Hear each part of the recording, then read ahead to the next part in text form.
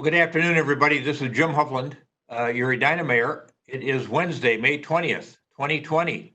Last night was City Council night, and one of the issues that we worked on last night was potentially passing a resolution that dealt with cutting our 2020 budget.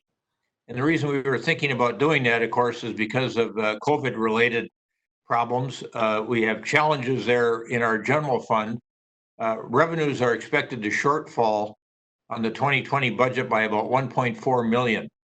And about 60% of that shortfall results from a sudden drop in our user fees and other charges for services, which are in the Park and Rec Department. And that's because they're not able to offer spring and summer programming.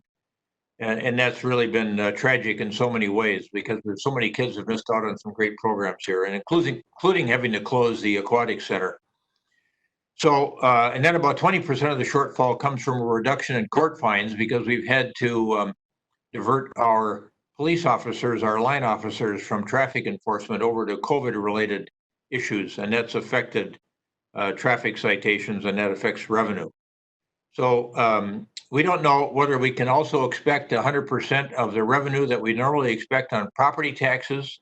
I think the county has determined they're going to postpone the payment of some of those tax amounts. And we have been so good and so fortunate in Edina in the past where we have almost 100% collection on property tax payments. But because of what's going on with the economy, we're just not sure what's going to happen there. So we had to give ourselves a little bit of a cushion.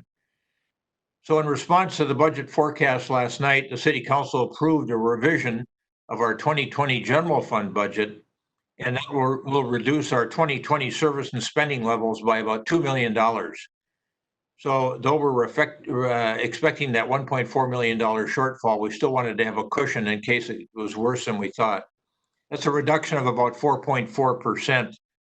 And a spending reduction right in the middle of your budget year at 4.4% isn't the easiest thing to accomplish, but we were able to do it.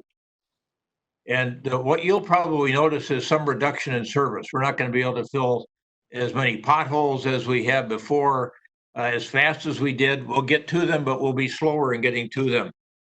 The weeds in our roadways, our road beds will get cleaned up, but it might take a little bit longer to get that done. Our parks will be well maintained, but they may not be mowed as often as they are in the past, or have been in the past, I should say.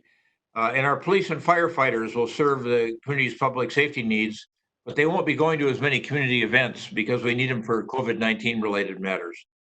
And our streets will get swept, but sometimes people call and say, hey, you need to come over and sweep our street.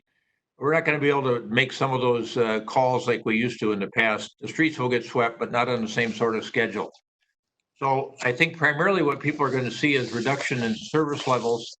And in the next month or so, we're also going to take a closer look at ways we can stabilize budgets for our recreational facilities, most of which have been closed since March.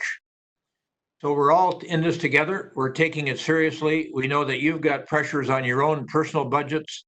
We want to make sure that as taxpayers, we are mindful of the fact that you're supporting this community, that we're all in this together, and we take seriously the trust you place in us, and we're reducing our budget for 2020 in the general fund accordingly, and we'll react further if necessary.